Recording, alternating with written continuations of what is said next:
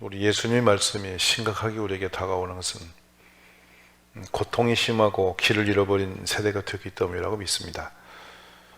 예수님이 모든 도시와 마을을 다니시면서 회당에서 가르치시고 또 기쁜 소식을 전하시며 모든 병과 허약한 체질을 고쳐주셨는데, 이제 그러시다가 바로 반전이 된 것이 본문 내용이에요.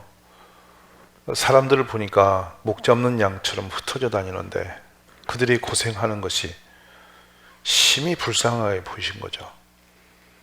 그래서 제자들에게 추수할 것은 많아 일꾼이 적으니 너희는 주인에게 추수할 일꾼을 보내달라고 간청해라 하신 말씀이 오늘 본문입니다. 종말론적인 의미가 상당히 있습니다만 예수님이 무리를 보시고 불쌍히 여긴 이유는 그들에게 목자가 없기 때문이었다. 양과 목자 논의는 성경에 참 많이 나옵니다. 영원하신 우리의 목자는 우리 예수님이 분명하시죠. 인정하시죠, 여러분? 근데 예수님이 얼마나 정확하게 나의 삶을 목자로서 역할을 해주고 계실까?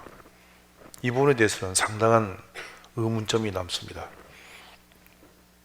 오늘 예배당에서 말씀을 들으시는 여러분, 정말 내 삶은 예수님이 목자로서 신실하게 시간 분초마다 나의 생각과 가는 발걸음을 붙드시고 인도하고 계실까요? 목자는 밤낮 없이 양무리를 인도하는 그런 책임을 지고 있는 그런 사명자입니다. 심지어 눈 붙일 겨를도 없이 밤에도 양무리를 지켜내는 그런 사람이 목자이죠. 우리 주님이 분명히 그런 것은 맞습니다만은 그 양들이 그 목자를 얼만큼 진실하게 순종하며 따르고 있었냐 하는 문제는 상당히 우리가 생각할 부분이 있어요. 오늘 이 부분에 있어서 저는 먼저 생각합니다. 내가 내 인생을 사는 것 같지만 내 인생의 경영의 주체는 내가 아니고 내 인생을 전반적으로 운영하시는 창조주 하나님이심을 믿는 것이 신앙이다. 그리고 그렇게 보니 내 인생의 방향성, 내 평생의 삶을 무엇을 위해 살도록 나는 지음받았으며 이 땅에 있어야 할 이유가 무엇인지를 아는 거, 내 스스로 그걸 자각할 수 있는 것이 아니라서 말씀을 통해서 알게 되고 신앙을 통해서 우리가 분별하게 되는 줄 저는 믿습니다. 만약에 이 목적성, 가야 할 길을 모른다면 끝없이 방황하는 것이고요, 헛된 길에 헛된 낭비된 삶을 살게 될 것입니다. 또 방향이 정해지면 수단이 필요하겠죠. 어떤 방법으로 그 길을 제대로 갈 것이냐, 어떤 일을 내가 하면서 그 길을 따라갈 것이냐. 세 번째로 온다면 어떤 목표를 놓고 갈 것이냐, 결과치, 내 인생의 마침이 무엇인가, 이런 것을 분별하는 것이죠. 오늘 이 목자가 없는 그 방황하는 사람들 앞에 선명하게 자기 삶을 결정해서 고백했던 사도 바울의 내용이 들어옵니다. 내가 달려갈 길과 주 예수께 받은 사명, 그 하나님 은혜의 복음을 증거하는 일을 마치려 하면은 나의 생명을 조금도 귀한 것으로 여기지 아니하더라. 방향성과 목적성과 해야 할 일이 무엇인지를 완벽하게 깨닫고 달려갔던 참 위대한 하나님의 종의 고백이죠. 그는 마침내 자기 삶의 마침대에 고백한 게 있습니다. 디모데후 4장 7, 8절인데요. 나는 선한 싸움 싸우고 나의 달려갈 길을 마치고 믿음을 지켰으니 이제 후로는 나를 위하여 의의 면류관이 예비되었으므로 주 곧 의로우신 재판장이 그날에 내게 주실 것이며 내게만 아니라 주의 나타나심을 사모하는 모든 자에게다. 종점에 이르러서 삶의 목적성을 이루었음을 선언하는 아주 당당한 확신에 찬 고백을 우리가 볼 수 있죠. 오늘 목자 없는 양처럼 방황하고 유리하고 고생하는 사람이 되지 않고 우리 목자장을 분명히 선명하게 따라갈 수 있는 지혜자들이 되시기를 주의로 축원합니다. 마태복음 9장 35절에 우리 주님이 하신 일 다음에 바로 나타났던 본문, 보시고 불쌍히 여기시니 이는 그들이 목 잡는 양과 같이 고생하며 기진했다, 이전에는 유리했다, 이렇게 말씀이 되죠. 예수님이 보셨습니다. 우리들이 목자를 잃어버리고 사는 그 모습이 얼마나 처량하고 공고한지를 알게 되셨죠. 실제는 우리는 이 목동과 양의 관계를 실제 삶에서 본 적이 없으니까 막연합니다. 그러나 이 목장에서 이렇게 가두어 키우는 것이 아니라 광야를 다니면서 다니는 목자와 양의 관계. 지금도 베두인들은 현재도 그 유대와 평야에서 광야에서 그렇게 하고 있는데요. 산, 계곡, 골짜기, 고리고리를 목자는 벌써 오늘 양무리를 모아놓으면 내일 어디로 가야 되는지를 계산하고 미리 정탐하고 그곳으로 또 데려가고 하면서 양들이 배부리 먹고 안전하게 살아갈 수 있도록 지켜주는 그 도움 역할을 하는 거예요. 절대적 권한이 이 목동에게 걸립니다. 만약에 목동의 음성을, 부름을 잃어버리거나 방향을 잃어버리면 그 양은 그대로 광야에서 버림받아서 야생 동물들에게 그냥 먹이가 되는 거죠. 그러므로 목동에 위치하는 소리, 또 방향을 따라가는 것, 모든 것은 또 양의 책임이 되어지고, 한 마리라도 잊어버리지 않으려고 목동은 또 아주 지혜롭게 그 양무리를 돌보고 그렇게 하는 것이죠. 바로 이와 같은 것이 우리가 우리 주님과 우리의 관계성을 가지고 지금 주시는 말씀이라 저는 믿습니다. 첫째로 목자는 우리의 안전과 생활을 책임지는 보호자입니다. 우리의 그래서 생사 여탈의 운명의 권한이 목자의 손에 달려있죠. 만약 목자가 거짓되면 양은 자신의 머리감으로 이렇게 목자가 자기의 목적 수단을 위해서 양무리를 이용해 먹을 수도 있습니다. 지금 여기 성경에 나오는 목자는 양을 잡아먹는 그런 목자가 아니라 양을 위해서 존재하는 보호자의 역할의 목자를 이야기하는 줄 믿습니다.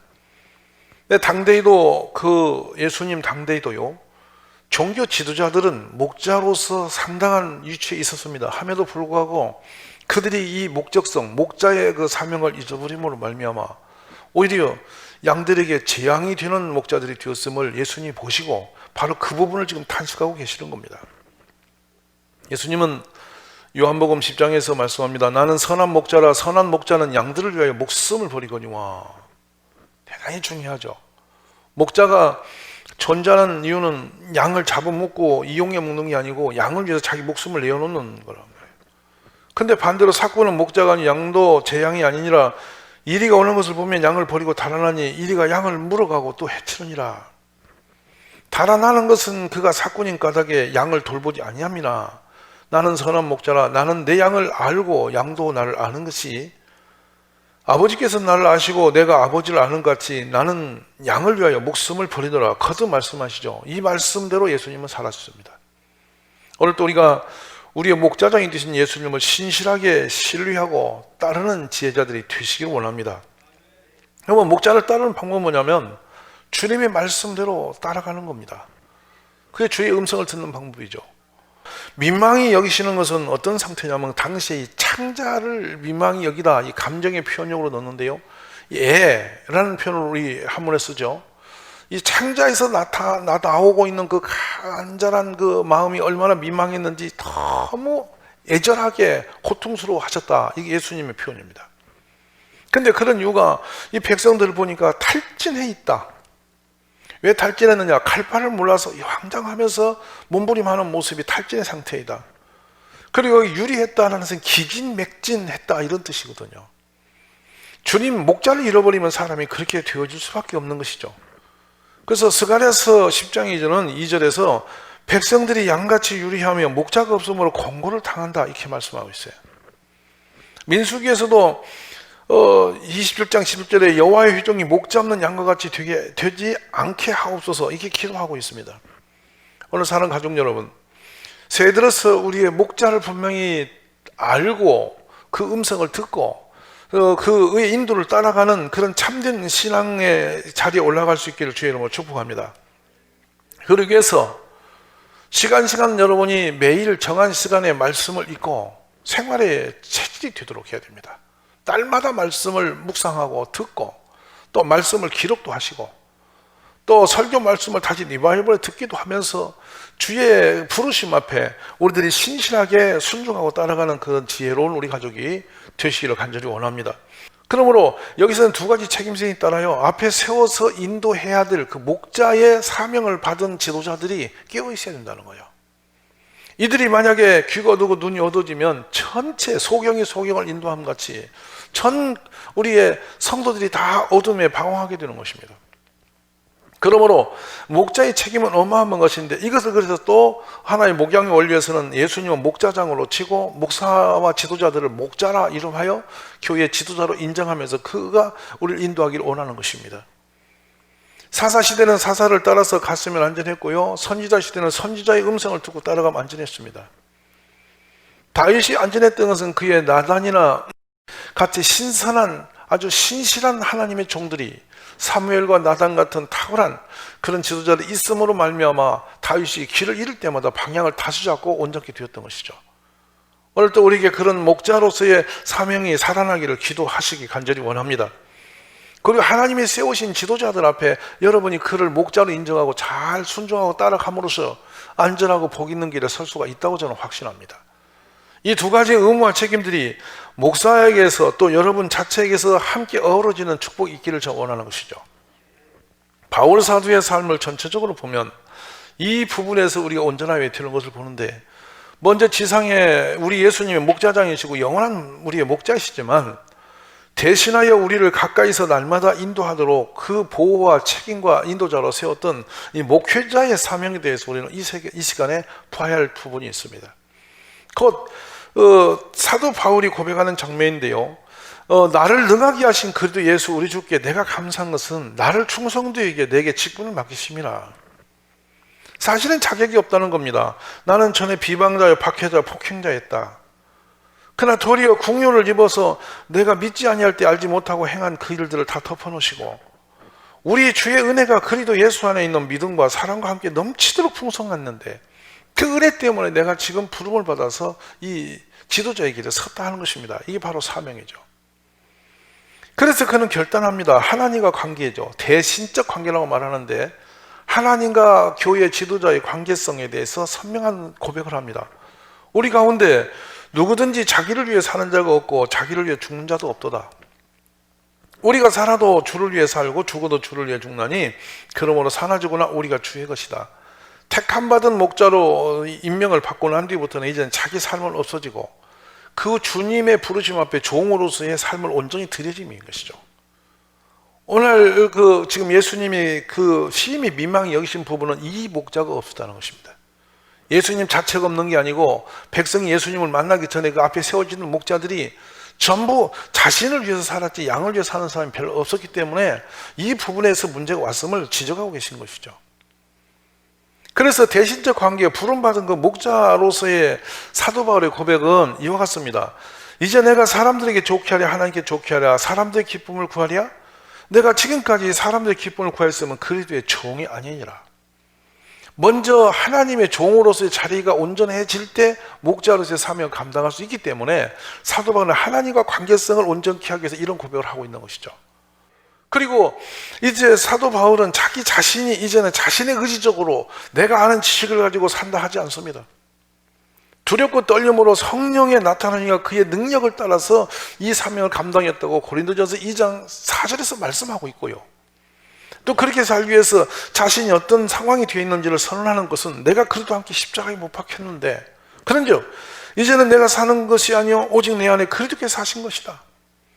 이제 내가 육체 가운데 사는 것은 나를 사랑하사 나를 위하여 자기 자신을 버리신 하나님의 아들을 믿는 믿음 안에서 사는 것이다. 놀라운 고백입니다. 오늘 저를 비롯해서 교회의 지도자로서 목자의 위치에 서서 양들을 책임져야 할 그 자리의 사명을 직분을 받은 모든 가족들은 이 사도 바울의 신실했던 고백들이 삶에서 다시 한번 고백되어질 수 있도록 우리 자신을 새해에 마음가짐 새롭게 하고 정말 기도와 말씀으로 새롭게 변화되고 결단하는 자리가 되시기를 원합니다. 부족하기 때문에 자신이 없는 것은 여러분 나를 따라오세요 이 말을 하기가 부끄러운 거예요. 왜냐하면 내가 내 길도 못 찾고 방황하고 있는데 왜 방황하냐? 하나님과 관계가 온전하지 못하면 길이 안 보이는 겁니다. 모세가 만약 자기 생각대로 끌어갔으면 어떻게 홍해를 가를 수 있으며 어떻게 모세를 따라갔더니 여리고성이 무너지는 기적을 볼 수가 있겠습니까? 말도 안 되는 것입니다. 그러니까 여호수아나 모세가 갔던 그 길은 신실하게 하나님과 관계가 살아있었기 때문에 그런 기적들을 밟아갈 수가 있었던 것입니다. 백성들이 그들의 지도를 따라갔더니 길이 열렸던 것인데 만약 모세가 하나님과 단절되었거나 여호수아가 하나님과 단절된 사람이 갑자기 가서 한번 여리고성에다 붙어보자 이랬으면 모조리 다 멸절될 수 있는 것이죠. 그래서 모세를 따라갔더니 구름기둥 불기둥에 도우심이 있었고, 그의 지팡이에 손을 들어서 권세가 나타나니 하나님 인도하심이 있었고, 그들이 먹는 것이 안전했고 그들의 삶이 부족함이 없게 하신 것이 하나님 은혜였죠. 그 중간 역할을 했던 그 모세가 늘 하나님 앞에 엎드리고 하나님의 뜻을 따르려고 얼마나 애달게 하는 것을 볼 수가 있는 것처럼, 우리 모든 교회 지도자들이 그 길에 서기를 힘써 몸부림할 수 있기를 주의 이름으로 축복합니다. 자, 그리고 나서 이젠 대인관계입니다. 양들을 향한 지도자의 그 마음 상태이죠. 예수님은 충분하시고 넉넉히 충분히 십자가에 죽으셨고 오늘 또 인도하시니까 그건 놓고, 그 부분을 이렇게 우리는 그냥 100% 흘러 놓아두고, 더 중요한 것은 그 앞에서 그 역할을 조금이라도 수종들 위해서 택한 번 우리들의 목자 역할. 자, 이 부분을 우리가 한번 봅시다. 고린도전서 4장 15절에 그리스도 안에서 1만 스승이 있어되 아버지는 많지 않니? 그리스도 예수 안에서 내가 복음으로써 너희를 낳았다. 이게 목자의 사명입니다.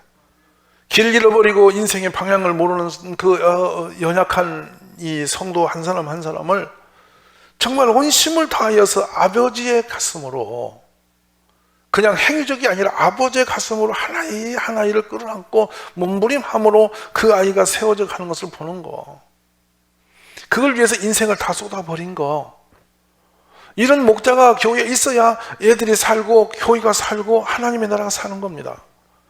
고린도서 11장 7절에는 내가 너희를 높이려고 나를 낮추어 하나님의 복음을 값없이 너에게 전함으로 죄를 지었느냐. 바울 사도는 본인이 지도자의 위치에 있으면서도 목자의 길에 있으면서도 이 백성들을, 그 성도들을 낮춰가지고 깔아뭉개고 그냥 끌고 다니는 게 아니라 그들을 어떻게든지 세우려고 자신을 낮췄다는 거예요. 나가서 내가 너희를 섬기기 위하여 다른 여러 교회에서 비용을 받은 것을 탈취한 것이라고 생각하느냐? 그렇지 않다. 내가 너희와 함께 있을 때 비용이 부족하였을 때 아무에게도 누를 끼치지 아니했으면 마게도냐에서 온 형제들이 나의 부족한 것을 보충하였습니다. 내가 모든 일에 너희에게 폐를 끼치지 않기 위하여 스스로 조심하고 또 조심하리라. 조금도 양들에게 부담과 짐이 되지 않도록 자신의 삶을 옥죄리면서 가장 순결하고 또한 가장 전략적인 삶을 살면서 온 힘을 다하여 양들에게 교회에 짐이 되지 않도록 평생 길을 걸었던, 바로 이것이 목자가 사는 길이었던 것이죠. 빌립보 1장 3절에 내가 너희를 생각할 때 나의 하나님께 감사한 것은 간구할 때마다 너희 무리를 위하여 기쁨으로 항상 간구한다. 항상 그래서 기도 속에 영혼을 붙들고 서 있는 그거, 바로 이것이 목자의 길인 것이죠. 너희 안에서 착한 일을 시작하시니까 그리스도 예수의 날까지 이루실 줄을 우리는 확신하노라. 내가 예수 그리스도의 심장으로 너희 무리를 얼마나 사모하는지 하나님이 내 증인이다. 예수의 심장이 뭡니까? 예수님의 그 마음을 내 마음에 담아서 성도들을 지대하고 보살피고 함께 했음을 선언하는 장면인 것이죠. 이것은 당연히 이 시대에도 목사나 장로님이나 교회 지도자로서 교사나 어떤 부분에 있든지 교회에서 세워진 직분을 맡은 분들은 이 마음을 가지고 설 때에 목자의 사명으로서 온전히 세워짐을 믿는 것입니다. 여러분, 우리가 이같이 너희를 사모하여 하나님의 복음뿐 아니라 우리의 목숨까지도 너희에게 주기를 기뻐하면 너희가 우리의 사랑하는 자 됨이라. 형제들아, 우리의 수고와 애쓴 것을 너희가 기억하리니 너희 아무에게도 폐를 끼치지 아니하려고 밤낮으로 일을 하면서 너희가 하나님의 복음을 전하였노라. 우리가 너희 믿는 자들을 향하여 어떻게 거룩하고 옳고 흠없이 행하였는지에 대하여 너희가 증인이요 하나님도 그러하시도다. 그러니까 사도 바울의 삶을 보면 참된 목자의 모습을 볼 수 있는 부분인데, 성도에게 짐이 되지 아니하려고, 자신의 개인의 삶 때문에 짐으로써 성도에게 것을 갈취하지 않으려고 온 힘을 다해 자신이 할 수 있는 모든 일을 스스로 감당해냈음을 선언한 장면인 것이죠. 오늘 사랑하신 여러분, 이런 목자의 가슴으로 교회에서 지도자들이 일어설 수 있기를 기도해 주시기를 간절히 바랍니다. 이제 너희도 아는 바와 같이 우리가 너희 각 사람에게 아버지가 자기 자녀에게 하듯 권면하고 위로하고 경계하노니 이는 너희를 부르사 자기 나라와 영광 이르게 하시는 하나님께 합당히 행하게 하려 함이니. 때로 목사로서 삶은 듣기 싫어하고 어려운 이야기를 거침없이 할 수 있어야 되는데 이것이 관계성의 문제입니다. 제일 어려운 게 뭔지 아십니까? 아무리 좋은 말도 관계가 부실한 사람이 말을 하면 그것이 재앙이 됩니다. 분노가 되고 대항성이 되는 것입니다. 근데 진실로 좋은 목자의 양의 관계가 된다면 어떤 말을 해도 그것이 유익이 되고 삶의 지표가 되는 것인데, 관계가, 목자와 양의 관계가 부실해지고 상황이 좋지 않은 사람은 좋은 말 할수록 상처가 되는 것입니다. 그래서 목양의 원리에서 여러분이 조심할 것은, 목자는 목사로서의 자기 삶을 온전히 설 것이고 양은 양으로서의 자기 위치를 정확히 지켜서 목양의 원리에서 벽이 없도록 사는 것이 지혜입니다. 이 벽이 생기면 하나님의 말씀을 우리가 대신하여 아무리 좋은 길로 인도하려고 해도 하는 말의 모든 것이 다 영혼이 꼬여졌기 때문에 따라갈 방법이 없어요. 그래서 오늘 저는 이 목자와 양의 이 기본적인 관계가 교회 안에서 새롭게 회복되어지는 축복이 일어나기를 주의 이름으로 간절히 축원합니다. 나를 책임지고 나를 이끌어갈 수 있는 목자는 교회 안에 있는 것입니다. 오늘 이 분별력의 지혜가 우리에게 흔들리지 않기를 기원하시길 원합니다. 그 하나님이 세운 목자로서의 그 사명은, 그 목사로서의 사명은 하나님과 계산할 문제고, 또 성도들 앞에 그만큼 자기 자신을 조신하고 신실하게 서기 위해서 몸부림해야 할 것이고, 또 우리의 성도님들은 그 성도님들이 속한 교회의 목사를 향해서 정확하게 내가 누구의 음성을 듣고 어느 길을 가야 할지를 분별하고 갈 수 있는 그런 깨어있는 목양의 원리가 회복되기를 주의 이름으로 축원합니다. 자, 끝으로 말씀을 맺겠습니다. 38절의 말씀인데, 그러므로 추수하는 주인에게 청하여 추수할 일꾼들을 보내주소서 하라 하시니라. 여기 나오는 이 용어는요, 내어 쫓다, 쫓아내다 뜻으로 가지고 있는데요, 우리의 자의적으로 어떤 일을 파송되고 일꾼이 되고 하는 것이 아니라 우리를 부르시고 보내신 이는 하나님이시라는 거예요. 우리는 그런 일꾼을 달라고 기도하는 길밖에 없는 거고요. 그렇기 때문에 하나님이 맡기신 사명은, 내가 교사가 됐든지 뭐가 됐든지 하나님이 주신 일꾼으로서 택함 받은 그 자리는 내가 선택권이 내게 있는 것이 아닙니다. 새해 들어서 직분에 어떤 임명을 받으면, 와, 내가 왜 거기 가야 되냐고, 뭐 내가 이걸 해야 되는데 뭔데 이렇게 하라 저리 하나 하느냐고, 이렇게 이상한 소리 하는 분이 참 많습니다. 직분은 인간이 마음대로 왔다 갔다 선택권이 있는 것이 아니에요. 이해하실 수 있기 바랍니다. 하나님이 임명하시는 거예요. 여러분 보십시오. 에레미야의 역할은 참으로 인간으로서 못할 역할입니다. 왜냐하면 그 백성을 향해서 이제 말씀을 그 혀에 불을 부으셔서 맡겨주셨는데, 입을 여는 말마다 우리는 망한다는 겁니다. 이제 우리는 종이 된다는 겁니다. 이 패역한 세대 정신 안 차리면 너희는 다 죽을 거라는 거예요. 그러니까 날마다 심판적인 그 막 패망, 멸망, 회개하지 않으면 죽음, 막 이런 설교만 계속하게 하니까, 예레미야가 처음에는 뭣도 모르고 하나님 말씀을 들고 선포했는데, 말씀을 전할수록 이 백성들이 분노가 질거리 나서 막 예레미야를 갖다 가두고 때리고 막 어떻게 할 수 없이 고통을 당합니다. 근데 눈만 뜨면 또 가서 그 얘기를 해야 되는 거예요. 근데 이 부름 받았을 때 아예 예레미야는 이 상황 시대를 보면서 하나님이 자기를 택했을 때는 이게 내가 왜 가냐고 펄펄 뜁니다. 나는 그거 못한다고. 모세도 그랬거든요. 예레미야도 그랬는데요. 그래서 주님이 그에게 주신 말씀입니다. 내가 너를 모태에 짓기 전에 너를 알았고, 너가 배에서 나오기 전에 너를 성별하였고, 너를 여러 나라와 선자로 세워놓으라. 누가 하셨다고요? 하나님이 이미 태어나기도 전에 예전에 너는 존재도 없을 때부터 나는 계획으로 있어서 내가 택했는데 네가 지금 무슨 소리 하느냐고. 그러니까 예레미야가 아니라고, 나 그럴 수 없다고, 나는 절대로 어린아이라 말도 못하는 사람이라고, 내가 이르되 슬프도이시다 주 여호와여 보소 나는 아이라 말할 줄 알지 못합니다. 이래 했지만 골수에 불을 부어서 가서 전하지 않을수록 끝까지 전할 수밖에 없도록 만드신 분이 하나님이시라는 거예요. 사랑하신 여러분, 목사직이 좋아서 목사한 사람이 얼마나 있겠습니까? 교회에서 장로 노릇이 좋아서 장로 그 간판 따라 살고 싶은 분이 얼마나 있겠습니까? 저는 돌이켜봅니다. 세상에서 가장 인간으로서 못해먹을 노릇이 목회자의 일입니다. 이 목사의 이름을 거는 순간은 자기 자신을 위해 살 수가 없습니다. 그런데 그래서 부름 받아서 가니, 억지로 가니, 그러면 대충 하느냐? 그냥 기분 나쁘니까 아무렇게나 하느냐? 그럴 수 없는 거란 말이죠. 왜냐하면 하나님께서 양을 위해서 네 목숨을 대신 내놓으라고 했으니까 최선을 다해 할 수 있는 것을 내어놓지 않고는 안 되는 것이란 말이죠.